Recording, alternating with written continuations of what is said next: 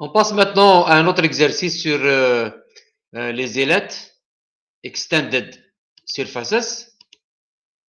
Et on va voir l'exercice 8.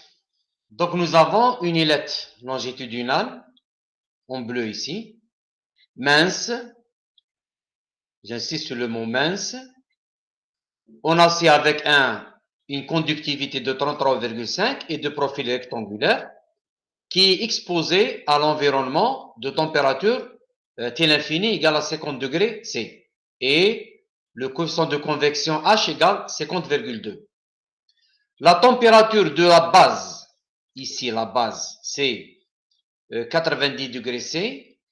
Et l'ailette a une longueur grand L de 101,6 et une épaisseur de 9,5.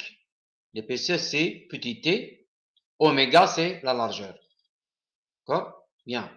Et L, c'est la longueur. Donc, la longueur, la largeur et l'épaisseur.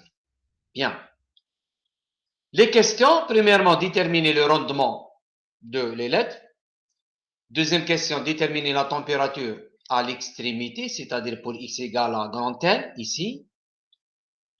Déterminer, en troisième question, là, l'énergie dissipée pour une largeur de 250 mm. Et refaire la même question 3, c'est-à-dire le calcul de la chaleur dissipée à partir du rendement. C'est-à-dire on va l'obtenir à partir de l'équation du rendement. Bien. Les hypothèses sont pratiquement toujours les mêmes. Un transfert de champ stationnaire, conduction monodimensionnelle, les propriétés thermiques elles sont constantes, mais là on va ajouter une autre hypothèse, puisqu'il s'agit d'une ailette mince, c'est-à-dire l'épaisseur T, elle est très inférieure à la largeur oméga. Là, T, il est très inférieur devant oméga. C'est-à-dire la surface qui est là, elle est pratiquement négligeable, c'est-à-dire il n'y a pas d'échange de chaleur sur cette petite surface qui est là. Donc, je peux considérer que j'ai une ailette à extrémité adiabatique. Donc, si on vous donne ailette mince, c'est-à-dire que l'extrémité, elle est adiabatique. La surface, elle est tellement petite qu'on ne peut pas parler d'une chaleur dégagée à l'extrémité. Donc, c'est une approximation, pour notre cas, c'est une approximation d'une ailette à extrémité adiabatique, c'est-à-dire la chaleur à l'extrémité type égale à 0. Bien.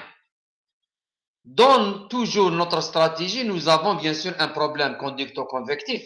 Nous avons une conduction Q le long de l'ailette et nous avons aussi une convection entre la surface latérale de l'ailette avec l'air. Q convectif. Bien. La température en tout point, T de X, elle est fonction de la température de base et la température de l'environnement, ainsi que le rapport des deux coefficients H et K. H de convection et K de la matière, bien sûr du matériau de l'ailette. Elle est aussi fonction de la géométrie, bien sûr. Et tous ces paramètres, on les trouve dans ce rapport M, appelé le module de l'ailette. C'est-à-dire là, vous avez le périmètre et la section, donc c'est des paramètres géométriques. Et là, vous avez les coefficients H et K. Donc, on va trouver dans nos équations ce paramètre M. Bien. Je rappelle aussi que pour chaque condition aux limites, nous avons une approximation d'ailette.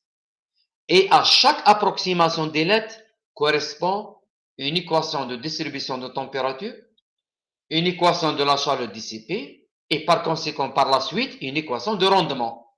Le rendement en anglais, efficiency. Et là, il faut faire attention, parce qu'il y a le rendement efficiency, il y a aussi l'efficacité de l'ailette, effectiveness.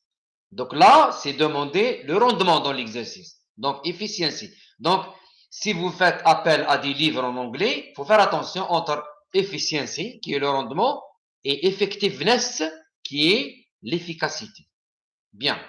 Donc, le rendement, bien sûr, il est donné par le rapport de la chaleur dissipée réelle actuel heat transfer, et le taux de transfert, la chaleur idéale.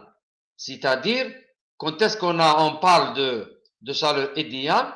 Si toute l'ailette, elle est à une seule température qui est égale à la température de base, là, c'est un cas idéal. Donc, le rendement, bien sûr, c'est le cas réel qu'on calcule par les équations. On va voir sur le cas idéal.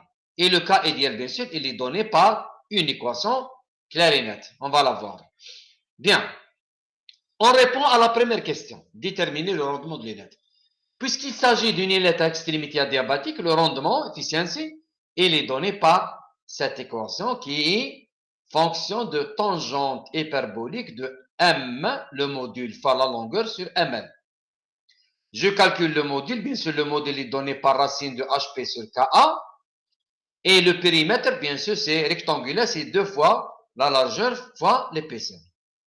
Là, puisqu'il s'agit d'une ailette mince, c'est-à-dire l'épaisseur T, elle est très inférieure devant la largeur, donc je peux la négliger dans cette somme. D'accord? Il faut faire attention. On peut la négliger dans la somme, mais, c'est-à-dire dans le périmètre P, mais on ne peut pas la négliger dans la section, sinon ça va s'annuler.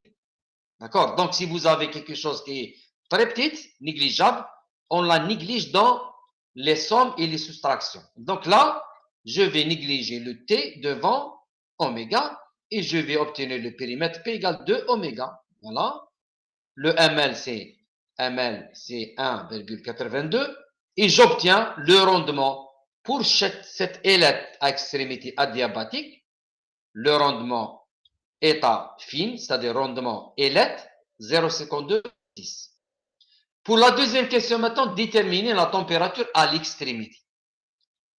Nous avons toujours la même approximation d'ailette, c'est-à-dire ailette à extrémité adiabatique. La distribution de température, elle est donnée par cette expression.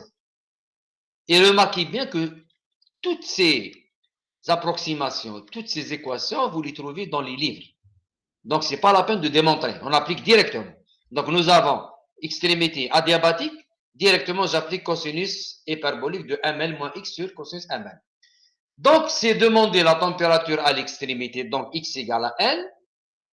Donc, je vais remplacer ici x égale à L. Donc, je vais obtenir cosinus hyperbolique de 0. Donc, c'est 1 sur cosinus ml. J'ai les températures T l'infini, c'est 50 degrés C. Et T de la base, c'est 90 degrés C. Je remplace, je tire T de L, qui est là, 62, Pour la troisième question maintenant, déterminer la dissipation, c'est-à-dire la chaleur dissipée de l'ailette pour une largeur de 250 mm. Toujours, on a l'ailette à extrémité adiabatique. Il lui correspond, bien sûr, une équation propre à elle, propre à cette extrémité adiabatique pour la chaleur dissipée. Donc, la chaleur dissipée, elle est donnée par cette expression. Pour oméga égale 200, une largeur de 250 mm, je remplace ici. D'accord?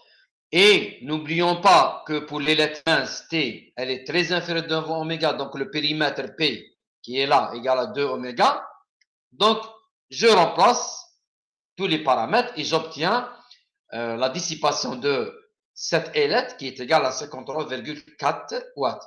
C'est une valeur que j'ai obtenue à partir de l'équation de la chaleur dissipée directement là. Quatrième question, on va refaire le calcul précédent, mais à partir du rendement. C'est-à-dire, je vais calculer la dissipation. C'est pas à partir de l'équation, cette équation, mais à partir du rendement.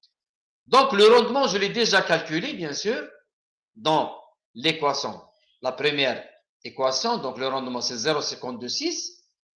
Je vais calculer, donc, chercher la chaleur dissipée et je connais la relation chaleur dissipée-rendement qui est égale à le rendement. Il est égal à la chaleur réelle sur la chaleur maximale. La chaleur maximale, elle est donnée par HATB moins T l'infini, c'est-à-dire cette chaleur maximale, on suppose que toutes les lettres, elle est à la température de la base, TB. Donc, on a une convection entre toute la surface de la même température avec l'environnement T l'infini et ça va donner la chaleur maximale.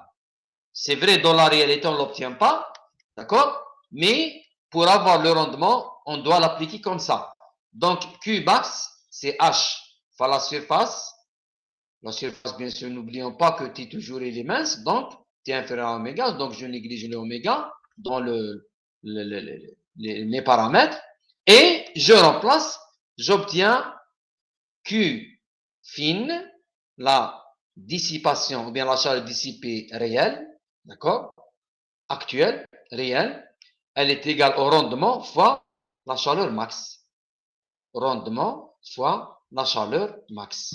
Et j'obtiens un résultat 53,26, bien sûr, qui est proche du résultat précédent. Pratiquement, on peut avoir le même résultat de deux manières. Ça dépend les données de l'exercice.